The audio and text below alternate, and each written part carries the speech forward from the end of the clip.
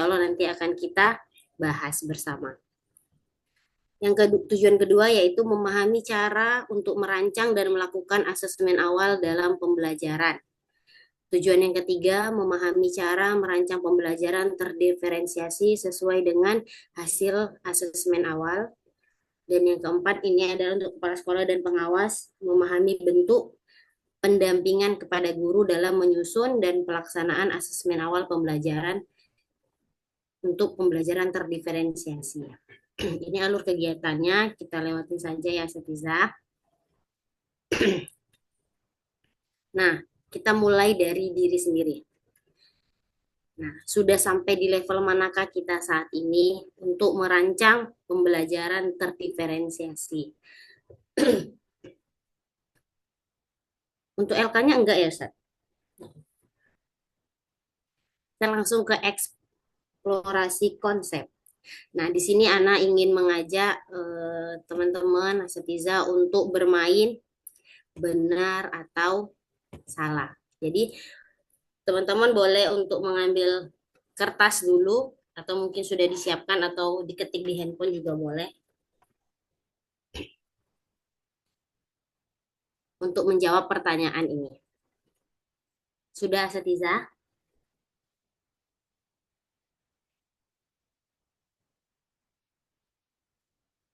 Oke, pertanyaan yang pertama. Pembelajaran dan asesmen merupakan satu kesatuan yang sebaiknya tidak dipisahkan. Benar atau salah? Boleh untuk ditulis.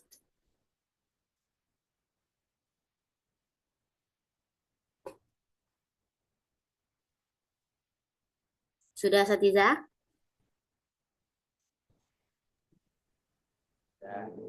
Nah, yang kedua, hasil asesmen awal digunakan agar guru dapat merancang strategi pembelajaran sesuai dengan kebutuhan belajar peserta didik. Benar atau salah?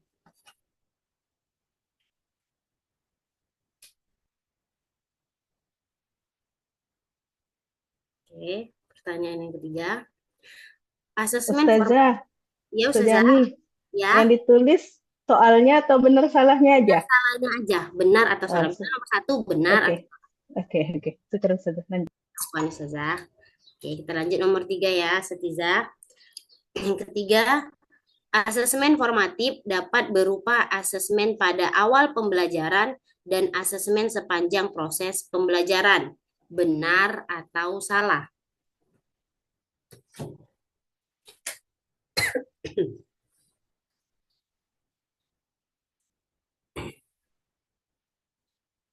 Soal yang keempat, asesmen formatif pada saat pembelajaran dapat dijadikan sebagai dasar dalam melakukan refleksi terhadap keseluruhan proses belajar yang dapat dijadikan acuan untuk merencanakan pembelajaran dan melakukan revisi apabila diperlukan.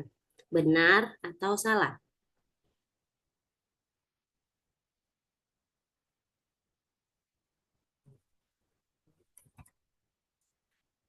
Pertanyaan yang kelima, peserta didik dapat melanjutkan CP, capaian pembelajaran, yang sama meskipun sudah berbeda fase jika CP sebelumnya belum tuntas. Benar atau salah?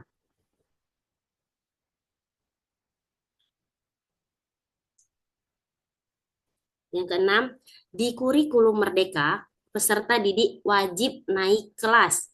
Benar atau salah?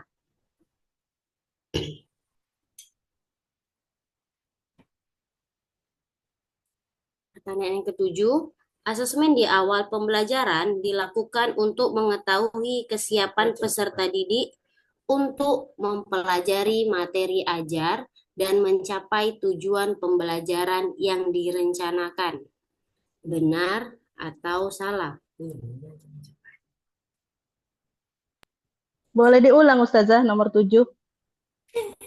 Asesmen di awal pembelajaran dilakukan untuk mengetahui kesiapan peserta didik untuk mempelajari materi ajar dan mencapai tujuan pembelajaran yang direncanakan. Benar atau salah?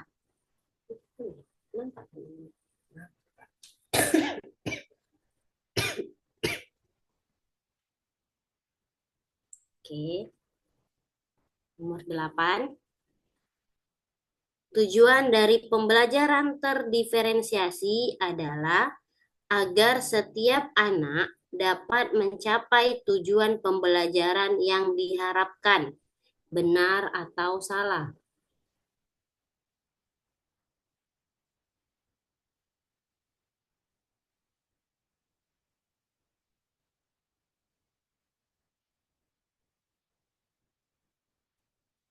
Nomor 9.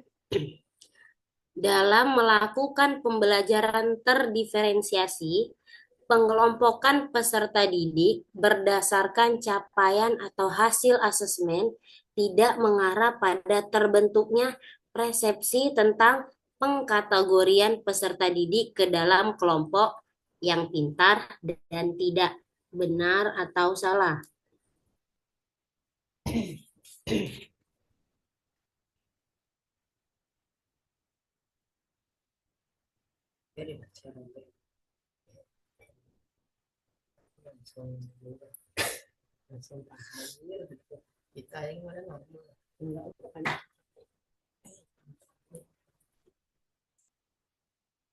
Oke, Setiza. Soal yang terakhir. Dalam pembelajaran terdiferensiasi, pengelompokan peserta didik difokuskan berdasarkan gaya belajar peserta didik. Benar atau salah? Kayak belajar misalnya kayak audio, visual, ataupun kinestetik.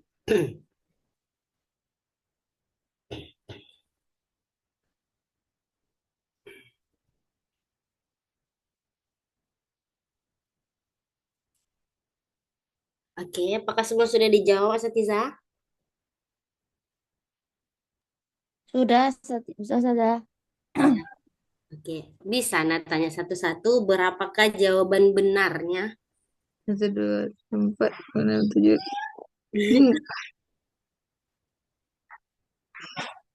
Mungkin ada dari Ustaz dan Ustazah mau kasih tahu jawaban benernya ada berapa gitu.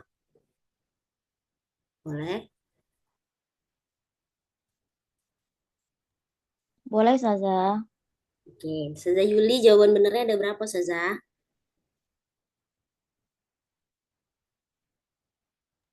Ada 4 saja. Ada 4. Ustadz Raffi ada berapa jawaban benernya, Ustadz? Kalau anak 8, Zah. Ada 8. Ustazah Martina ada berapa, Ustazah? Karena benar semua, Zah. Oh, benar semua. Azami, Ya, Azami Afwan. Coba nomor 3 lihat saja. soal nomor 3. Proses formatif dapat berupa asesmen dan asesmen sepanjang proses pembelajaran. Sepanjang proses belajar. Ustazah Cynthia ada berapa yang benar? Ada 8 saja. Oke, ya. Yang benar ada 8, Ustaz dan Ustazah. Masya Allah benar. Nomor 3 apa, Zah? Ya, jadi yang untuk nomor 1 ini benar. Nomor 2. Benar. Jadi sebelum merancang pembelajaran, kita itu sebagai guru harus melakukan asesmen awal pembelajaran sebagai dasar untuk menentukan CP yang dipilih sesuai dengan kemampuan dan kebutuhan peserta didik tersebut. Jadi yang nomor 1 ini benar.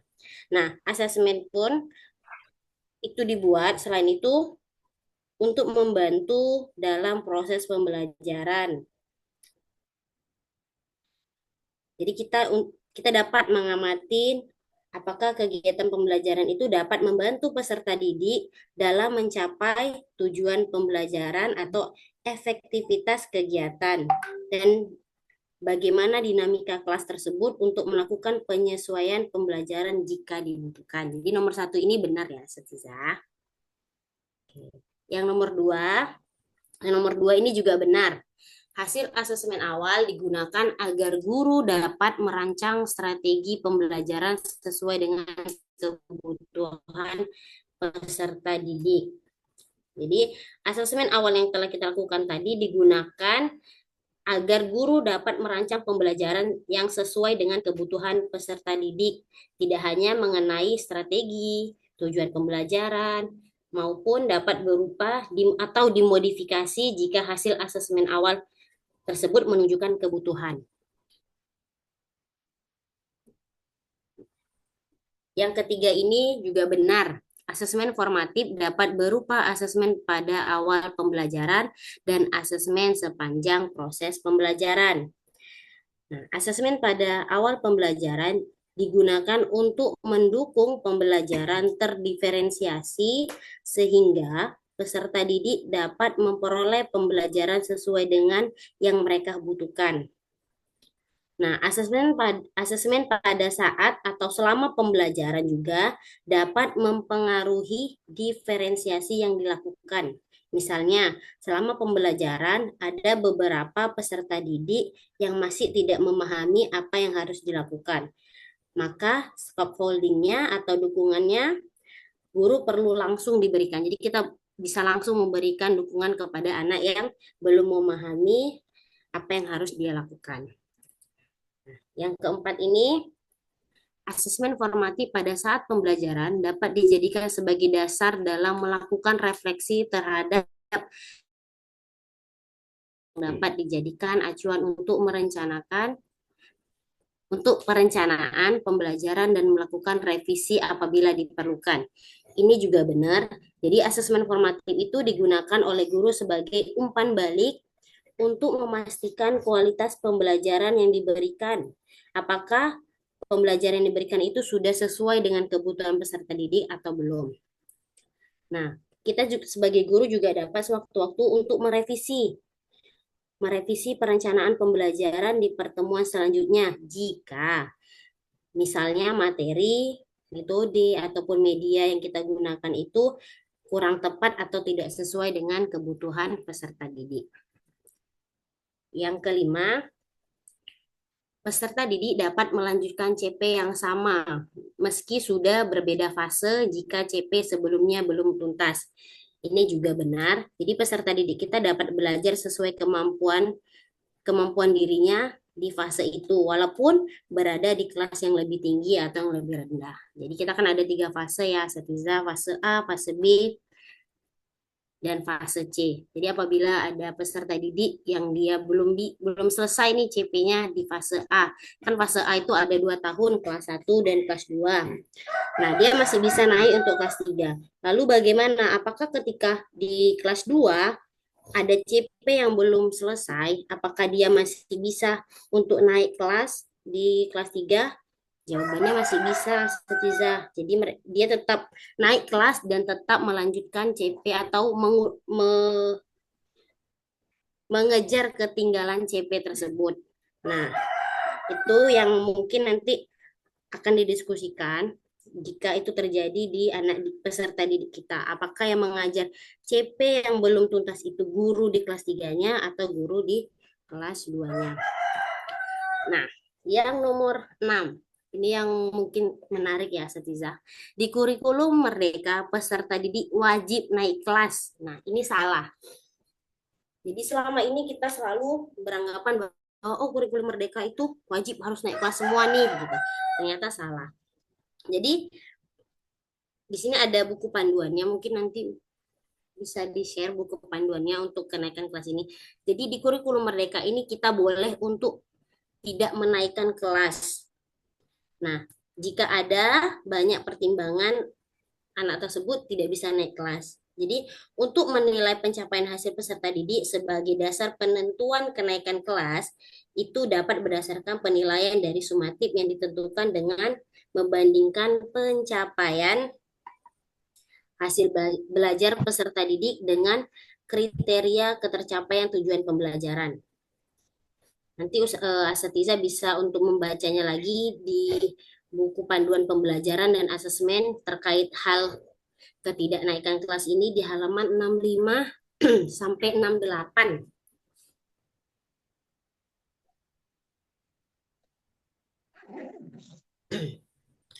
Jadi ketika kita untuk tidak menaikkan kelas peserta didik kita, kita harus ataupun kita perlu mengetahui perkembangan capaian per peserta didik tersebut. Sehingga jika peserta didik itu butuh pendampingan lebih, pendidik dapat mendampingin sedari awal. Jadi dari awal kita udah dampingin anak didik kita supaya ia bisa selesai nih CP-nya.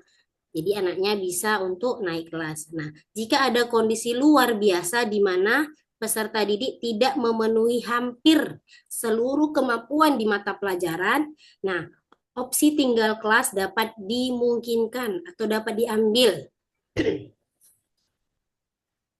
Walaupun kita mengambil opsi itu, kita sebagai satuan pendidikan juga perlu mempertimbangkan aspek lain seperti sikap, kehadirannya, kondisi psikologis anaknya, dan lain-lain.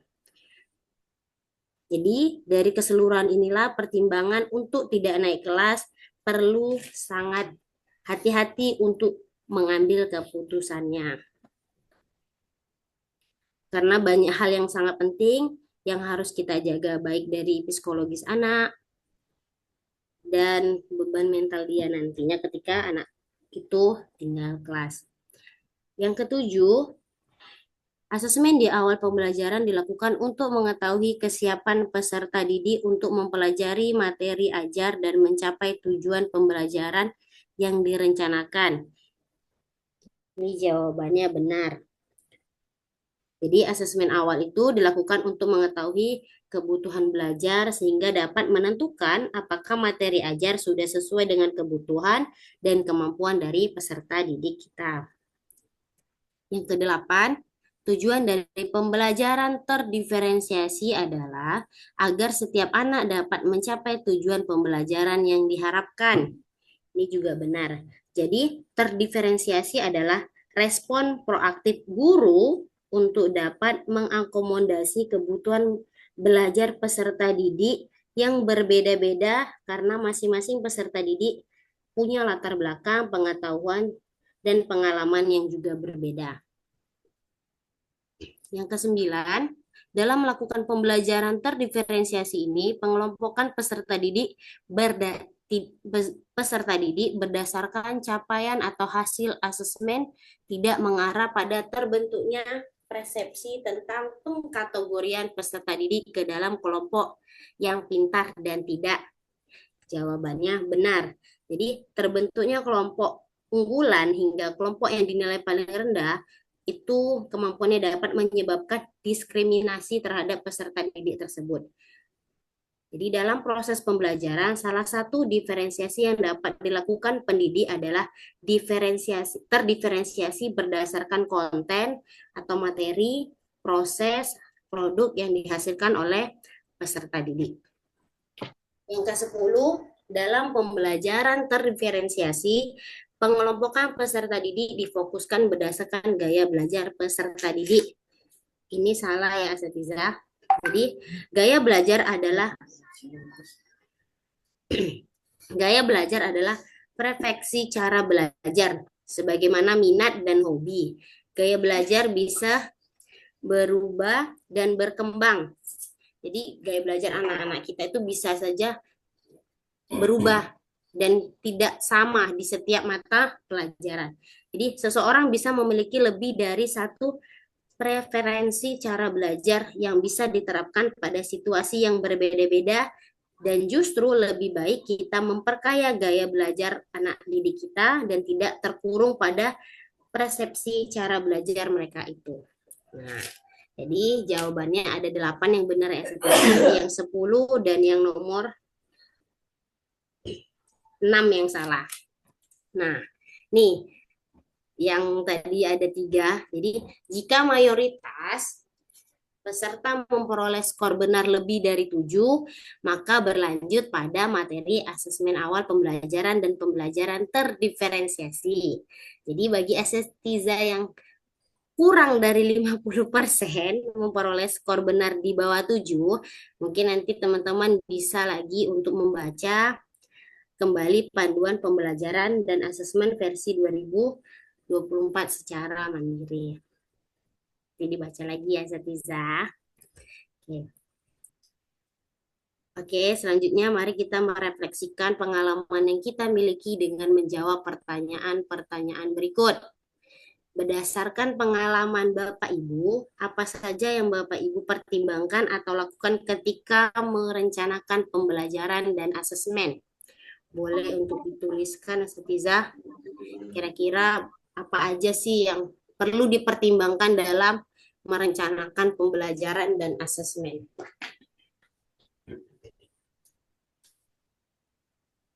Kan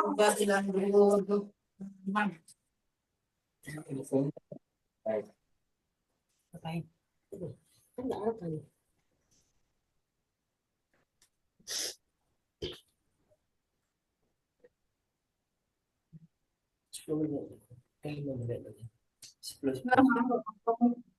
Ya. Kita tunggu 5 menit ya, Setiza. Nanti anak minta untuk beberapa orang untuk menyampaikan pertimbangan apa sih yang dilakukan ketika merancang pembelajaran dan asesmen.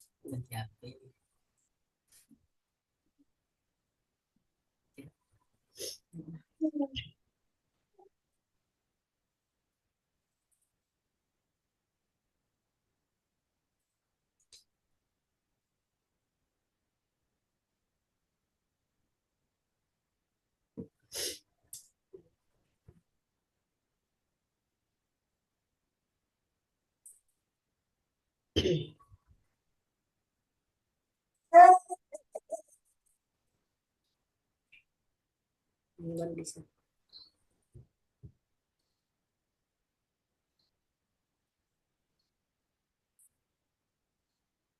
Pernah kerja tuh.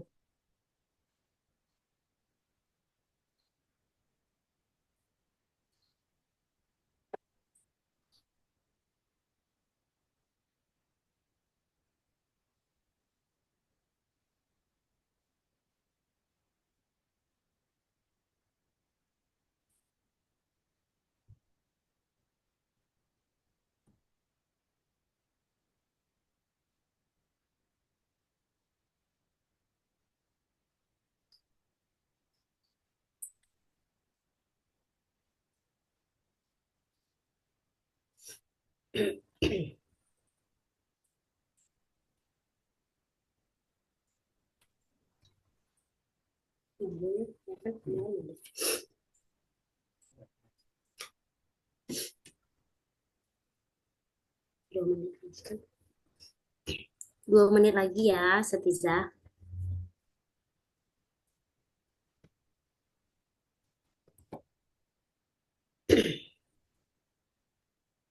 Buat berapa banyak, Ustazah?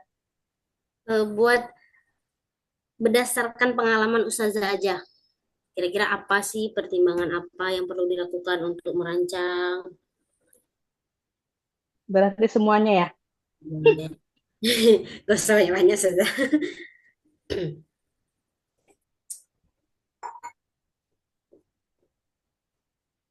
Apakah Ustazah mempertimbangkan karakteristik atau kebutuhan?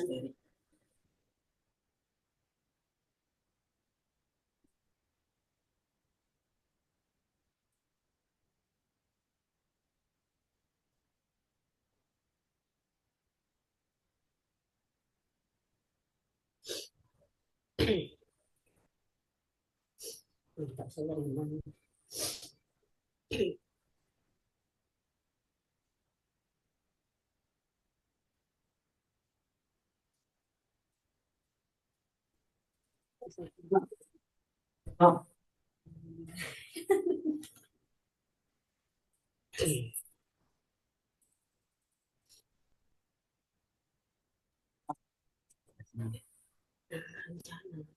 Iya. Oke, udah selesai Ustazah? Udah Ustazah. Udah.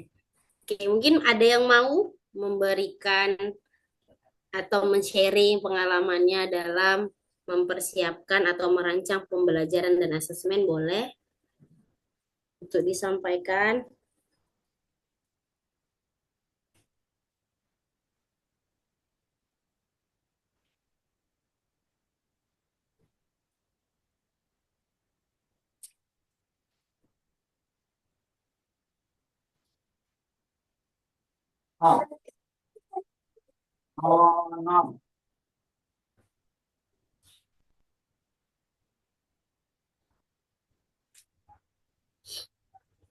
Oke, mungkin ada yang mau berbagi pengalamannya.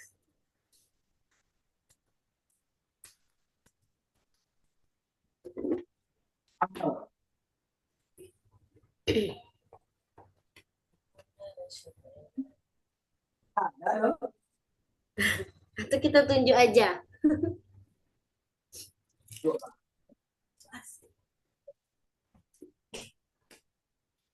Tunjuk aja Ustazah. Tunjuk aja. Satu Ikhwan, satu Akhwat ya, Ustazah.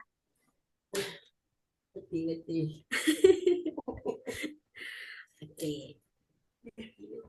Mungkin dari Akhwat dulu. Jangan.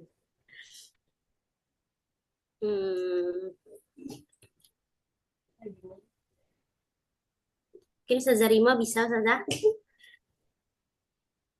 Ustazah Rima guru senior, berbagi pengalamannya. Bisa, insya Allah Ustazah. Insya Yang Allah. pertama, sebelum menyusun, anak tengok formatnya Ustazah. Format kurikulum itu kan beda tuh yang dulu sampai sekarang. Ya. Ya, formatnya berdasarkan kurikulum yang ada. Kemudian yang kedua, Ana memikirkan kemampuan Ana Ustazah, kemampuan guru. Ya, Ana mampunya yang mana gitu. Ana nyusunnya itu sesuai dengan kemampuan Ana. Kalau Ana nggak mampu, Ana nggak akan buat gitu.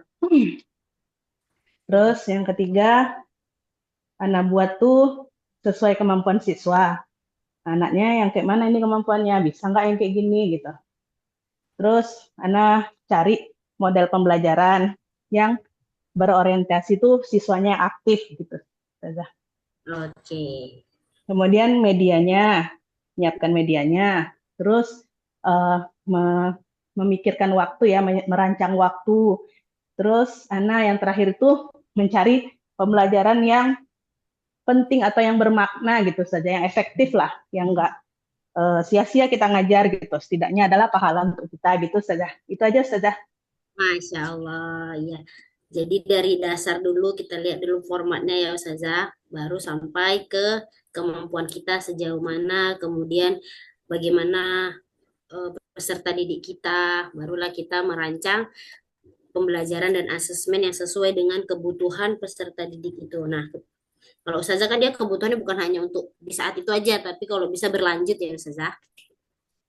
Masya Allah, Iya Ustazah. sangat bagus. Oke, selanjutnya yang Ikhwan ya Ustaz. Enggak, tadi udah. Tadi kan Ustaz Rafi udah. Mungkin antara Ustaz Rino atau Ustaz Riano boleh. Kenapa milih wali kelas? Karena kan wali kelas itu lebih banyak jamnya bersama anak-anak. Itu mungkin banyak nih pengalaman-pengalaman dalam merencanakan pembelajaran. Ada banyak pertimbangannya gitu. Boleh? Ustaz. Baik, Zah. Assalamualaikum. Waalaikumsalam warahmatullahi wabarakatuh. Ya, Afan ya, Zah, sambil-sambil. Ya, nggak apa-apa Ustaz. Apa tadi, Zah? Berdasarkan pengalaman Ustadz, apa aja yang menjadi pertimbangan ketika Ustadz merancang pembelajaran, merencanakan pembelajaran dan asesmen? Oh, hampir sama seperti yang Zahrima sampaikan tadi. Ana lebih nengok ke karakteristik siswanya sih. Tengok kemampuan dari siswanya. Kemudian juga nengok ini disesuaikan juga dengan kalau kurikulum merdeka yaitu tadi TP-nya gitu ya. Tujuan pembelajarannya yang sudah dirancang kan. Kemudian setelah kita tahu karakteristik siswanya, kemampuan belajarnya, baru Ana rancang lah media atau sumber belajar apa yang cocok untuk pembelajaran yang akan dilaksanakan gitu. Masya Allah. Ada lagi Ustaz? Itu aja paling Zah. Oke, Keren baik. Zah. Afwan. Oke. Jadi banyak ya pengalaman-pengalaman kita sebagai guru dalam mempertimbangkan atau melakukan dan merencanakan pembelajaran dan asesmen itu.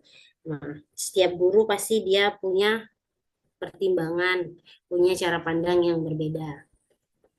Lanjut, asesmen awal dan pembelajaran terdiferensiasi.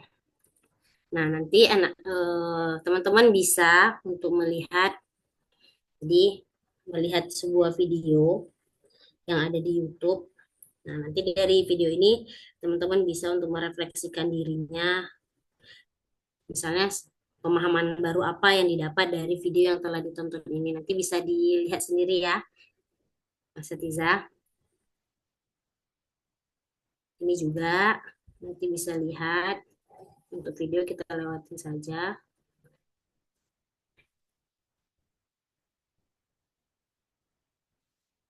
Ini bisa dilihat di YouTube. Nah, kita masuk ke bagaimana cara menyusun perencanaan pembelajaran. Nah, jadi perencanaan pembelajaran itu disusun dalam bentuk dokumen perencanaan pembelajaran yang harus ada, nggak harus sih, harus fleksibel, jelas, dan sederhana. Nah, fleksibel di sini yaitu tidak terikat pada bentuk tertentu dan dapat disesuaikan dengan konteks pembelajaran. Nah, perencanaan pembelajaran juga disusun harus jelas dan mudah dipahamin, tidak bertele-tele. Kemudian perencanaan pembelajaran itu disusun juga secara sederhana yang berisi hal-hal pokok dan penting sebagai acuan pelaksanaan pembelajaran. Sederhana di sini tidak selalu berarti mudah, melainkan jelas atau clear dan dapat dilakukan. Ya, seperti dibilang sama Ustazah Rima tadi, itu melihat kemampuan kita. Jangan kita ingin yang besar, tapi ternyata kemampuan kita juga tidak sampai gitu. Jadi kita mulai dari yang sederhana dulu, tapi memiliki perencanaan yang memang berhasil dilakukan oleh peserta didik atau pembelajaran yang kita sampaikan itu sampai ke peserta didik. Kemudian prinsip pembelajaran. Jadi ada beberapa prinsip pembelajaran. Yang pertama adalah prinsip interaktif.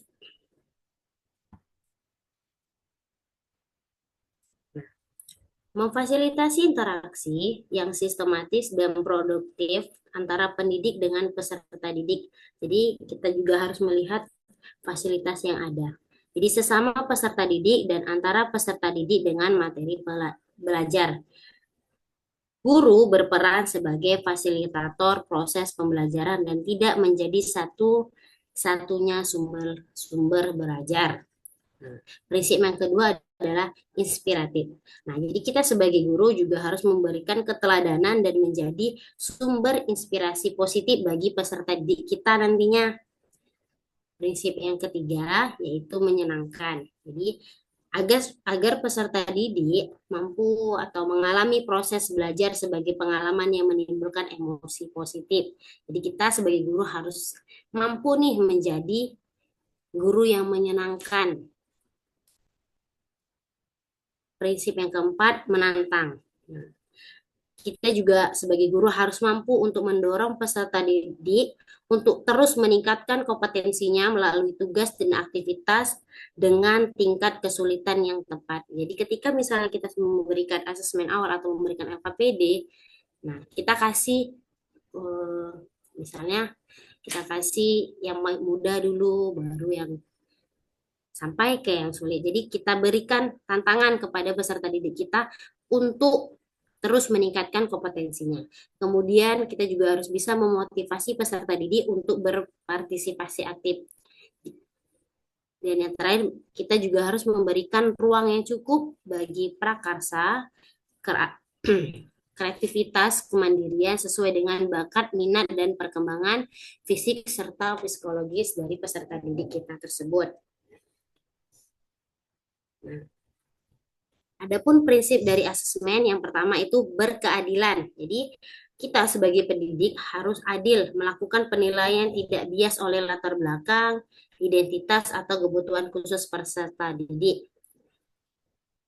Kemudian objektif.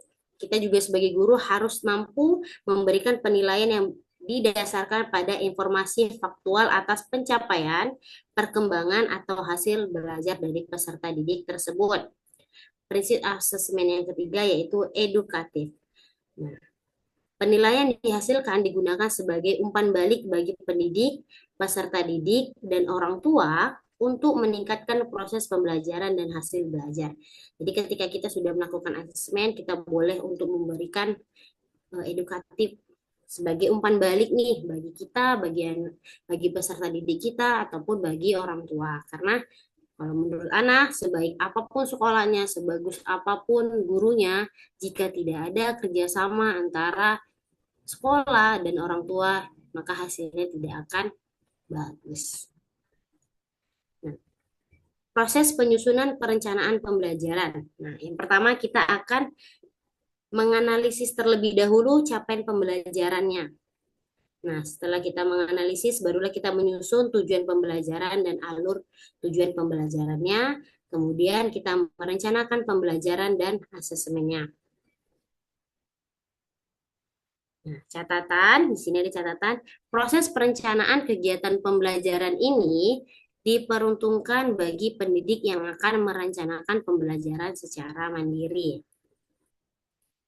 Nah, ini adalah alur capaian pembelajaran, kompetensi pembelajaran yang harus dicapai peserta didik di akhir setiap fasenya.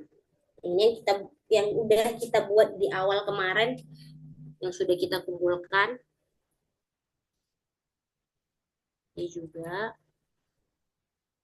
Nah, bagaimana cara untuk merumuskan tujuan pembelajaran?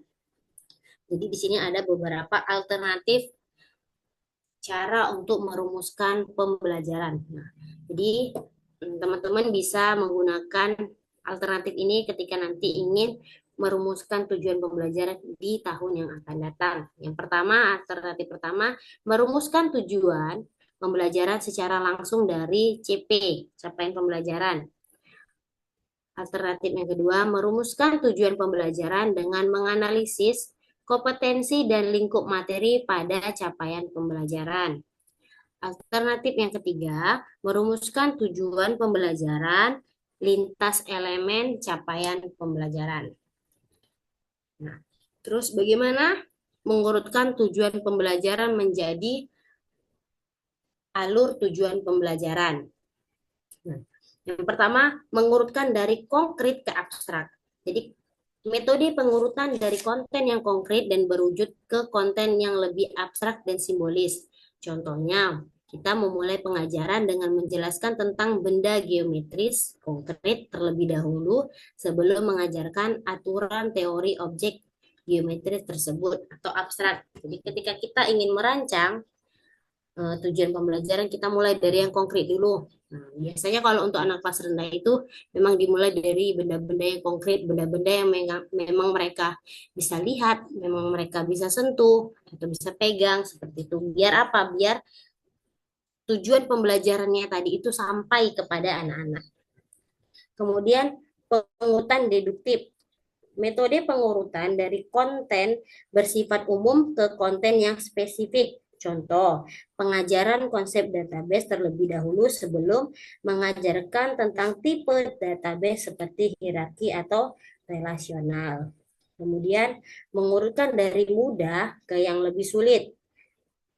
Metode pengurutan dari konten yang paling mudah ke konten paling sulit. Misalnya, ketika kita mengajarkan cara membaca, jadi kita harus mengajarkan kata-kata yang pendek terlebih dahulu, baru kita meminta anak-anak untuk membaca satu kalimat.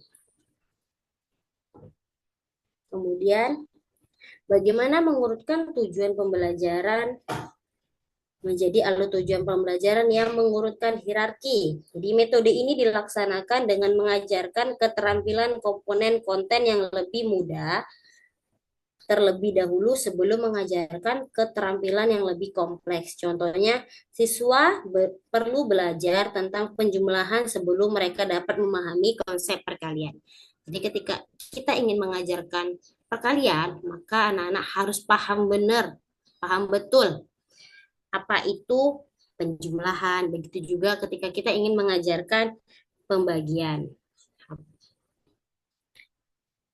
Selanjutnya, pengurutan prosedural. Metode ini dilaksanakan dengan mengajarkan tahap pertama dari sebuah prosedur, kemudian membantu siswa untuk menyelesaikan tahap selanjutnya. Contoh, menggunakan t-test.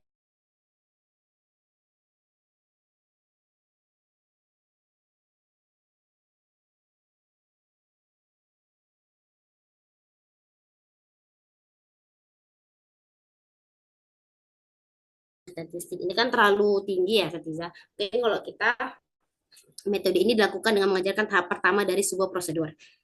Jadi kita mengajarkan dari awal, misalnya kita mengajarkan dari yang mudah dulu, misalnya prosedur membuat, misalnya memasak mie. Jadi kita membeli mie-nya dulu, kemudian dibuka dulu bungkusnya, dimasak dulu. Jadi kita mengajarkannya tahap demi tahap.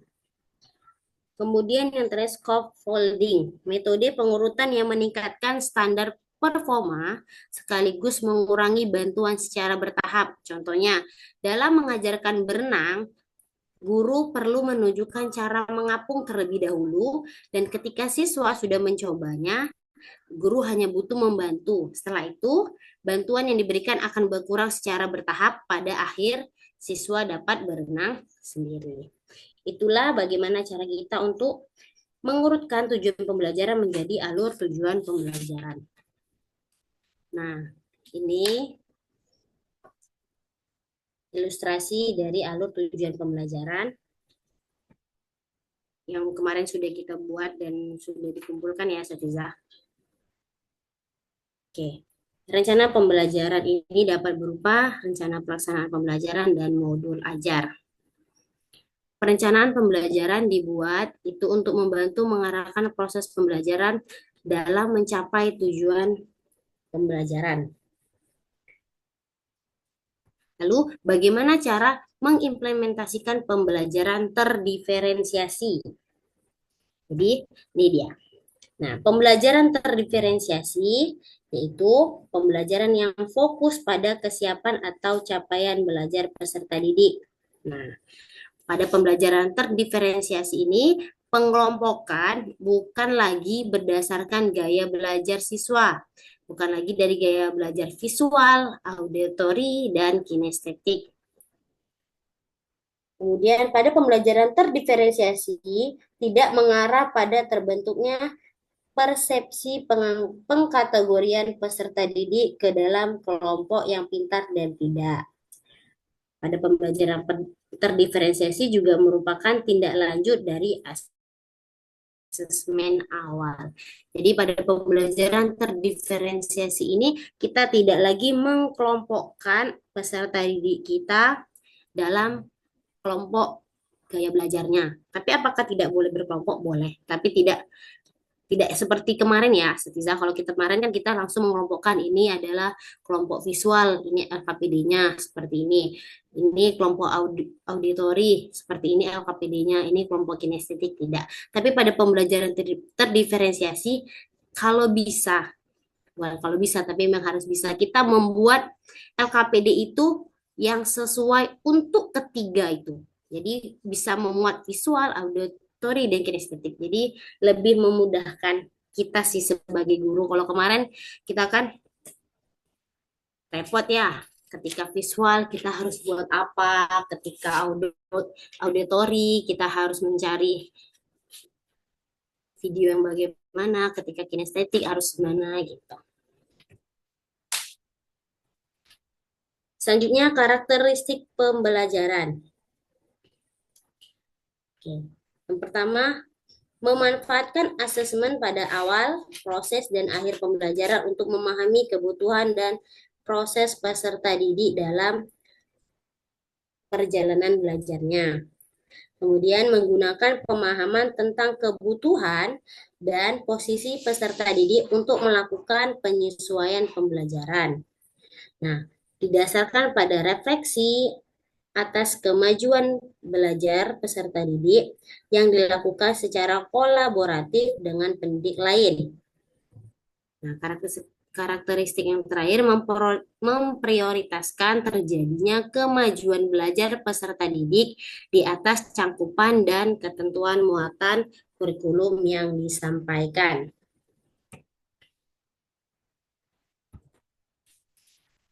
Keterpaduan pembelajaran dan asesmen. Nah, kita sebagai pendidik harus menyusun rencana pembelajaran. Jadi pertama kita pendidik melakukan asesmen di awal pembelajaran untuk kita mengetahui atau menilai kesiapan setiap individu peserta didik untuk mempelajari materi yang telah dirancang. Nah, berdasarkan dari hasil asesmen inilah, guru mampu mendetailkan rencana pembelajaran dan membuat perencanaan yang sesuai dengan tahap capaian peserta didik. Kemudian melaksanakan asesmen di akhir pembelajaran untuk mengetahui ketercapaian tujuan pembelajaran. Hasil dari asesmen ini dapat digunakan sebagai salah satu alternatif untuk asesmen awal pada pembelajaran berikutnya. Jadi kita melaksanakan pembelajaran dan menggunakan berbagai metode asesmen formatif untuk memonitori kemajuan belajar peserta didik kita. Kemudian kita menyusun lagi rencana pembelajaran termasuk di dalam rencana asesmen mulai dari awal hingga akhir pembelajaran. Jadi inilah siklusnya. Begitu. Ini siklus yang harus kita laluin secara terus-menerus. Kita lakukan asesmen awal, kemudian kita refleksi lagi sampai asesmen akhir. Seperti itu ya, Stiza. Panduan dan pengelompokan peserta didik untuk keperluan pembelajaran terdiferensiasi. Jadi ketika teman-teman ingin mengelompokkan anak-anak, ini ada beberapa panduannya. Yang pertama, kelompok tidak permanen sepanjang tahun atau semester dan tidak berlaku di semua mata pelajaran. Karena anak-anak kita kan pasti berbeda-beda. Dia suka pelajarannya juga berbeda-beda. Cara menangkap pembelajaran setiap mata pelajarannya juga berbeda-beda. Jadi boleh kita mengkelompokkan anak didik kita, namun pengelompokan itu tidak permanen sepanjang tahun atau semester ya, dan itu juga tidak berlaku di semua mata pelajaran. Yang kedua, perlu dipikirkan bentuk-bentuk tantangan yang lebih beragam bagi peserta didik yang sudah mahir. Jadi ketika kita menyiapkan LKPD, kalau bisa kita membuat LKPD-nya itu lebih dari satu. Jadi ketika anak didik kita sudah mahir dan sudah menyelesaikan LKPD yang pertama, dia boleh untuk melanjutkan LKPD yang kedua. Agar dia terus mengasah kemampuannya dan tidak bosan menunggu teman-temannya. yang belum selesai tadi. Dan guru juga bisa melakukan pendampingan pada peserta didik yang belum mahir. Yang ketiga, perlu dipikirkan bentuk pendampingan bagi peserta didik yang belum siap atau perlu bimbingan. Nah, jadi kita juga perlu nih, bagaimana cara kita untuk mendampingin peserta didik kita yang belum siap atau perlu bimbingan. Apakah kita menambahkan jam pelajaran dia di akhir kelas atau bagaimana? Yang keempat, ada beragam peran yang bisa dipilih oleh peserta didik untuk mendalami kompetensi yang dibangun. Oke, ini adalah contoh terdiferensiasi. Ini terdiferensiasi ya, Setiza. Contoh terdiferensiasi pembelajaran 1. Konten, menyediakan sumber belajar yang bervariasi. Proses pembelajaran dan bentuk pendampingan dapat terdiferensiasi sesuai dengan kesiapan peserta didik. Kemudian produk terdiferensiasi pembelajaran dapat dilakukan melalui produk yang dihasilkan. Nah, di sini ada alternatif pembelajaran sesuai capaian peserta didik. Alternatif yang pertama, peserta didik di kelas yang sama dibagi menjadi 2 atau lebih kelompok menurut capaian belajar mereka. Dan keduanya diajarkan oleh guru yang sama atau disertai guru pendamping. Selain itu, satuan pendidikan juga menyelenggarakan program pelajaran tambahan untuk peserta didik yang belum siap untuk belajar sesuai dengan fase di kelasnya. Nah, ini ketika ada peserta didik kita yang belum menyelesaikan CP-nya. Alternatif yang kedua, berdasarkan asesmen di awal pembelajaran menunjukkan perbedaan kompetensi peserta didik yang tidak sesuai dengan usia tumbuh kembangnya. Pendidik, kita sebagai guru, dapat memberikan pendampingan sesuai dengan kebutuhan belajar peserta didik tersebut. Alternatif yang ketiga, berdasarkan asesmen yang dilakukan di awal pembelajaran, guru mengajar seluruh peserta didik di kelasnya sesuai dengan hasil asesmen tersebut. Nah, untuk sebagian kecil peserta didik yang belum siap, guru harus memberikan pendampingan setelah jam pelajaran berakhir. Alternatif yang keempat, guru dapat juga merancang sendiri pendekatan yang lain. Nah, ini ada beberapa alternatif yang bisa teman-teman pakai untuk di kelasnya. Gunakan mana yang sesuai dengan teman-teman. Atau juga mau merancang sendiri jenis pendekatannya agar tujuan atau capaian peserta didiknya itu tercapai juga boleh. Selanjutnya contoh terdiferensiasi pembelajaran 2. Instrumen asesmen awal pembelajaran yang digunakan adalah soal isian singkat dan soal cerita yang berhubung dengan kehidupan sehari-hari terkait keliling segi 4, segi 3, dan lingkaran. Berdasarkan hasil asesmen tersebut, guru melakukan pembelajaran terdiferensiasi sebagai berikut. Kesiapan belajar. Nah, mayoritas peserta didik telah memahami konsep keliling dan dapat menghitung keliling bangun datar. Nah, lalu bagaimana pembelajaran terdiferensiasinya? Pembelajaran terdiferensiasinya yaitu yang pertama, peserta didik mengerjakan soal-soal yang lebih menantang, yang mengaplikasikan konsep keliling dalam kehidupan sehari-hari. Atau peserta didik bekerja secara mandiri dan saling memeriksa pekerjaan masing-masing.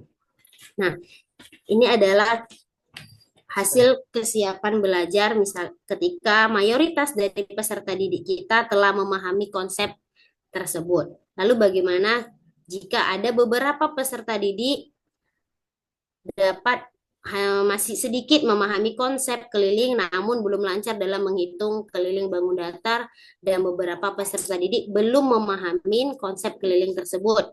Nah, untuk pembelajaran diferensiasinya kita bisa membuat guru itu menjelaskan kembali cara menghitung keliling bangun datar, kemudian peserta didik diberi latihan untuk berkelompok menghitung keliling bangun datar dengan menggunakan bantuan benda-benda konkret. Nah, jika kita mengalami kesulitan, diminta menerapkan bertanya kepada 3 teman sebelum bertanya langsung kepada guru. Guru akan sesekali mendampingi kelompok untuk memastikan tidak terjadi miskonsepsi. Ini ada sebuah ilustrasi ketika anak-anak belum paham, jadi ada beberapa pembelajaran terdiferensiasi yang bisa kita lakukan. Ini adalah contoh perencanaan pembelajaran terdiferensiasi yang mungkin nanti asatiza bisa lihat sendiri, bisa buka melalui link ini. Nah, yang perlu diingat yaitu catatannya. Contoh ini bukan format baku, jadi penyusunan modul ajar itu disesuaikan dengan gaya penulisan penyusunan dari guru tersebut. Udah ya.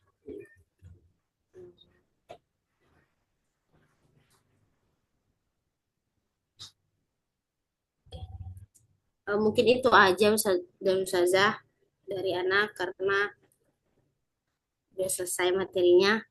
Lebih dan kurangnya Ana mohon maaf.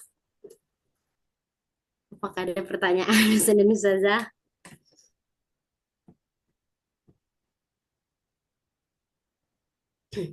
Kolaborasi. Sedikit Ustazah Ami. Ya Ustazah.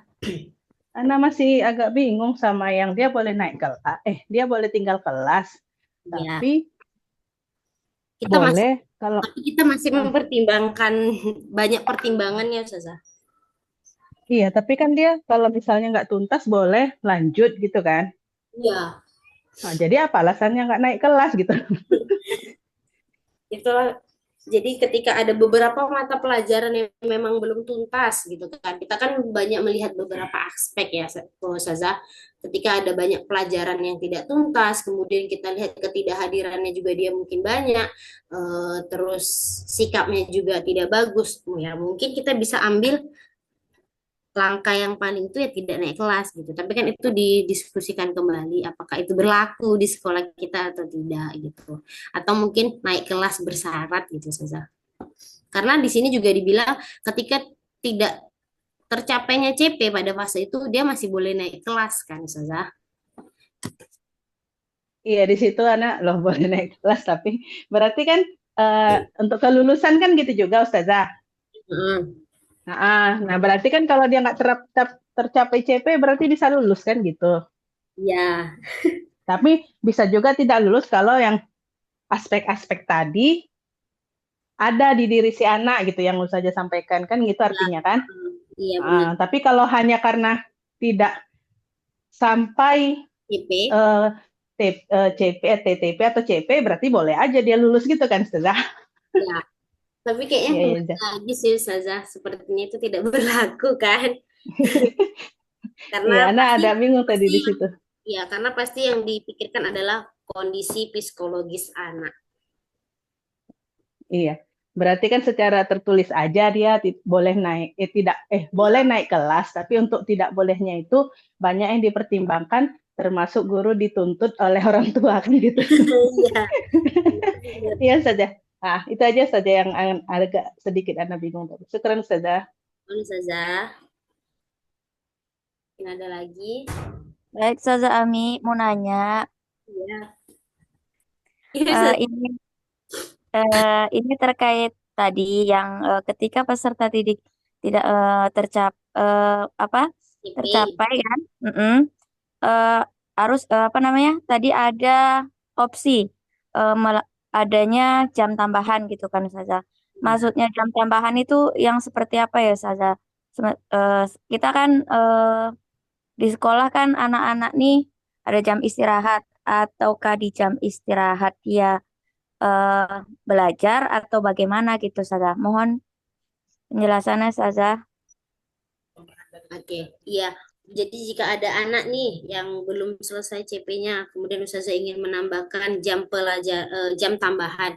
Nah, itu waktunya dikondisionalkan aja ke Ustazah. Bagaimana? Apakah kita ambil jam istirahatnya atau jam tidur siangnya? Kalau mungkin istirahat pertama itu sebentar ya Ustazah, atau ketika jam pulang sekolah gitu. Dan nanti Ustazah juga bisa bilang tuh, berkoordinasi ke orang tuanya gitu untuk memberikan atau meminta Ananda tersebut dicarikan guru les gitu. Karena kalau sama kita kan kita hanya memberikan tidak terlalu maksimal ya Ustazah, karena mengingat jadwal kita yang Masya Allah padatnya gitu. Tapi bisa kita ambil di sela-sela atau di saat jam pelajaran juga bisa. Seperti tadi kita memberikan materi kemudian kita membagikan LKPD.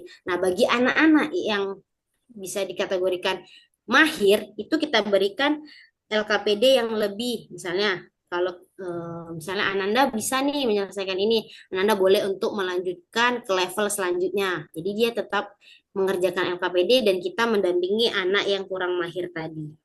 Mungkin itu dari Ana dan Ustazah.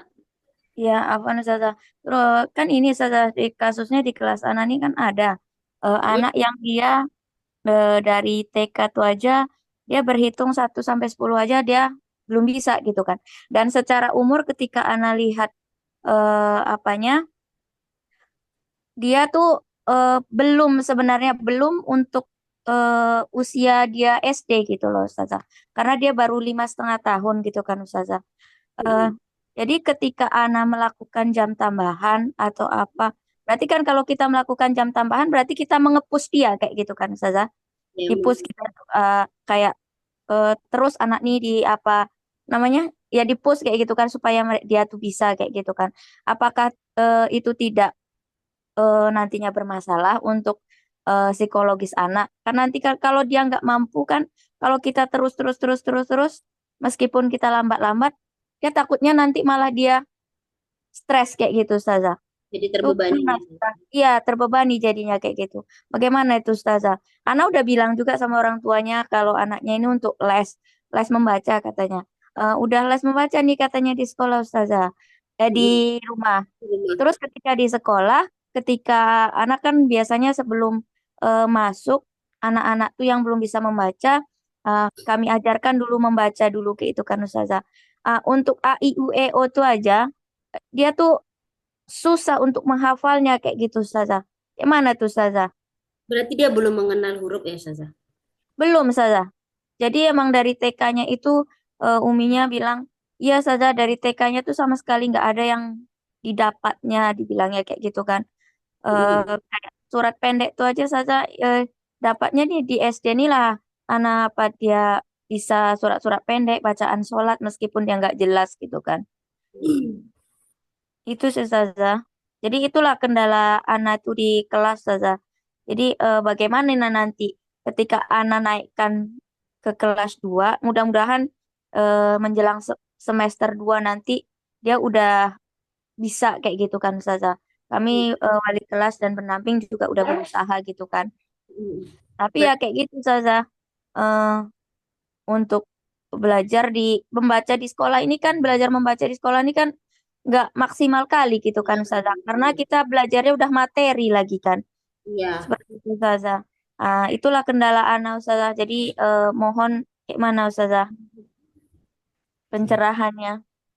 Jadi ya itulah Ustazah. Seperti itulah kurikulum. Jadi kalau yang anak lihat kurikulum dari TK itu memang anak-anak itu dia tidak ada belajar membaca. Sedangkan di SD itu anak-anak itu dituntut untuk bisa membaca.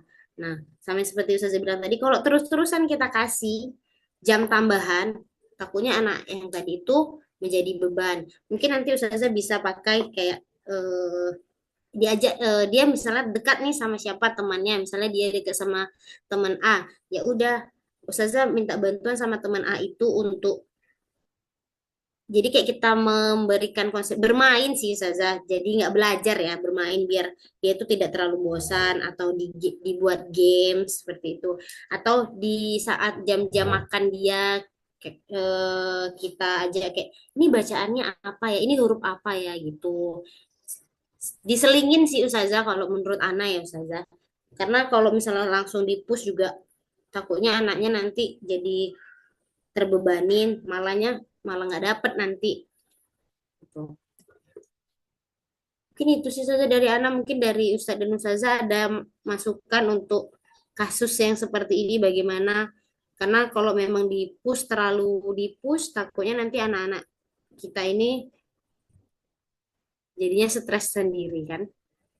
Karena memang Eh, dari izin TK itu memang anak-anak TK itu tidak membaca Ustazah. Tapi ada beberapa TK yang dia mengajari atau mengenalkan huruf gitu. Sedangkan ketika masuk SD itu harus wajib sudah bisa membaca. Itu Ustazah kurang dan Afan Ustazah, izin ya. ini Ana ikut berkomentar. Kan tadi udah disampaikan tuh di pembelajaran kita barusan bahwa Iya. eh, kita itu kan hanya membantu si anak gitu. Kita hanya membimbingnya gitu. Ya kalau nggak bisa ya boleh dia naik kelas, tapi nanti eh, di kelas berikutnya boleh nanti di apa dipelajari lagi. Ya. Ya kan? Jadi istilahnya semampu kita aja Ustazah, nggak usah sampai itu tadi kita sampai Iya. harus stres duluan gurunya capek kesian. Nah, terus ya kita nggak tahu nanti untuk di kelas 1 juga Nana dulu pernah di kelas 1 tuh memang anak itu eh, nggak ada waktu belajar membaca. Nah lihat ada sih sedikit di jam bahasa Indonesia ya, mengenal huruf itu aja kan, yang lainnya kayaknya pemahaman-pemahaman kalau jadi itu tadi menurut Ana nggak usah ini Ustazah, eh, berjalan aja sesuai ininya karena tadi kan dibolehkan kan gitu ke Ustazah Jami boleh naik kelas kalau iya jadi kita nggak usah ya semampu kita aja menurut Ana gitu sih Ustazah. Baik, Ustazah. Syukran Zarima, Zaami. Semangat Ustazah, semoga Allah mudahkan. Amin. Semoga apa yang diajarkan menjadi ladang pahala untuk Ustazah. Amin. Ya karena Amin. ini ada pengalaman gitu saja Miana udah istilahnya baru ada jumpa lah siswa yang itu tadi ya berapa karena sampaikan ini kayaknya bukan gurunya udah berusaha semampu-sih tapi memang Udah mesinnya yang rusak gitu. semua cara udah dilakukan ya Ustazah. Iya, cara biasanya ada cowok gini udah pemahaman gini udah ini udah terakhir ya itu tadi ya udahlah sebisa kita aja daripada kita nanti yang stres anak yang lain jadi terganggu kan ketika kita melihatnya kita langsung emosi kita langsung marah kita langsung ini yang rugi siapa gitu anak yang lain ya udah semampunya segitulah dapat nah nanti kan boleh untuk yang fase berikutnya gitulah lagi tadi jadi menguatkan kita lagi gitu nggak usah stres-stres ya anak itu udah udah mengalami juga jadi eh, tapi itu tadi mudah-mudahan sekolah juga ini ya memahami gitu bahwa di kelas tuh tidak semua ya bisa eh, udah kita usaha kecuali kita nggak ada usaha gitu. Yang pasti sekolah paham lah bahwa keadaan anak ini kayak gini gitu Ustazah. Iya benar-benar. Karena pasti yang namanya guru dia pasti selalu berusaha untuk yang terbaik untuk anaknya kan Ustazah. Memberikan Iya, yang Ustazah. gimana untuk Ustazah dan Ustaz ada pertanyaan? Jadi kita udah pakai pembelajaran terdiferensiasi ya, bukan berdiferensiasi lagi. Jadi nggak perlu lagi repot-repot. Oh ini anak yang visual, ini anak audio, ini anak yang kinestetik. Enggak. Tapi kita harus mengembangkan lagi gaya belajar mereka. Kenapa nggak tiga-tiga aja mereka harus bisa gitu.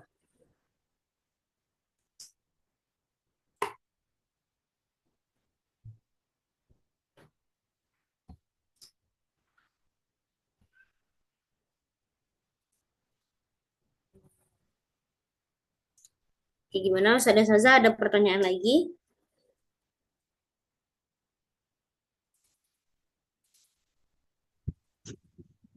Izin nanya Ustazah Ami. Yuk Ustazah. Ustazah Ami, Mm-mm. pelajar terdiferensiasi ini ada nggak contoh asesmennya Ustazah? Belum ada Ustazah contoh asesmen. Dia sama kok Ustazah, tapi kayak asesmen itu kan kayak LKPD ya Ustazah. Jadi kita Iya, satu iya. LKPD itu udah mencakup kalau bisa semua. Udah bisa untuk semua anak. Kalau kemarin kan waktu berdiferensiasi kan kita beda-beda tuh LKPD-nya kan. Anak yang kinestetik dia pasti harus memegang gitu. Kalau ini kita sesuaikan lagi gitu saja.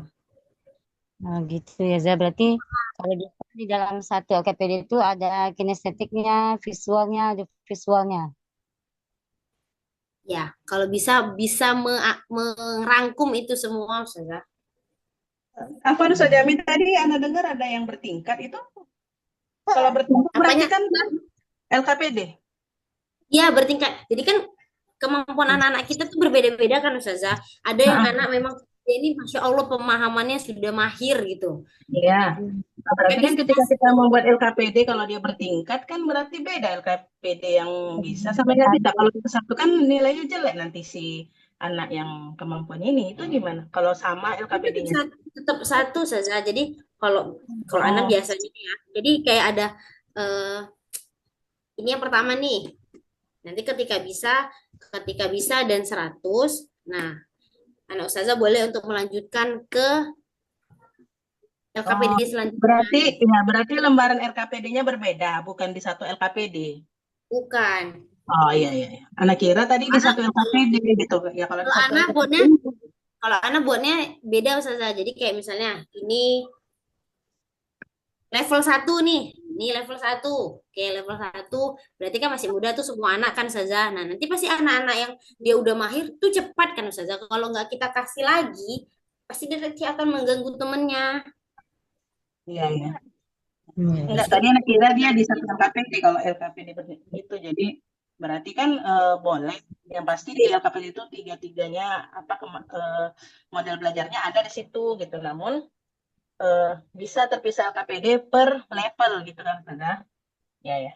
Jadi mereka level. Jadi anak yang udah bisa nih, dia nggak mengganggu temannya, terus dia masih merasa tertantang nih, ih, yang level 2 ini gimana ya gitu.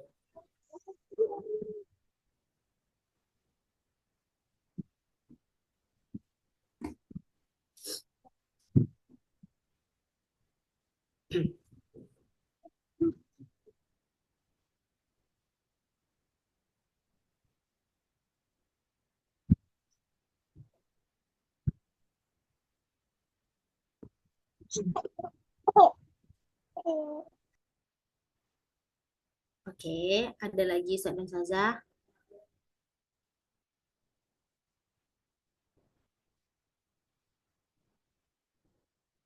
Oke, baik. Jika tidak ada, mungkin itu aja yang dapat Anda sampaikan di diskusi kita ini, di sharing kita hari ini. Mohon maaf apabila ada kekurangan dan kesalahan Ana dalam penyampaian materi hari ini. Dan Ana tutup diskusi kita hari ini dengan doa kafaratul majelis. Subhanallahumma wa bihamdika asyhadu Assalamualaikum warahmatullahi wabarakatuh. Waalaikumsalam. Waalaikumsalam warahmatullahi wabarakatuh.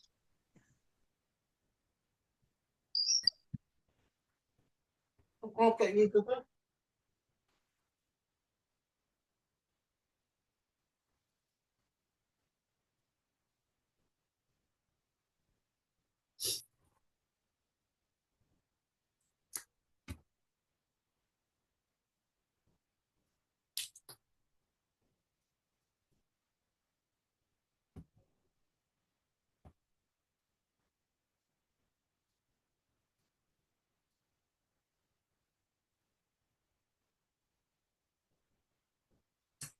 Sudah selesai.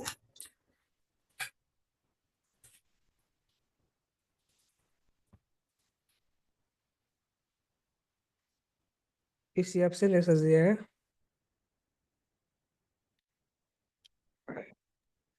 Silakan Baik, diisi absennya. Baik, Link ada di kolom obrolan.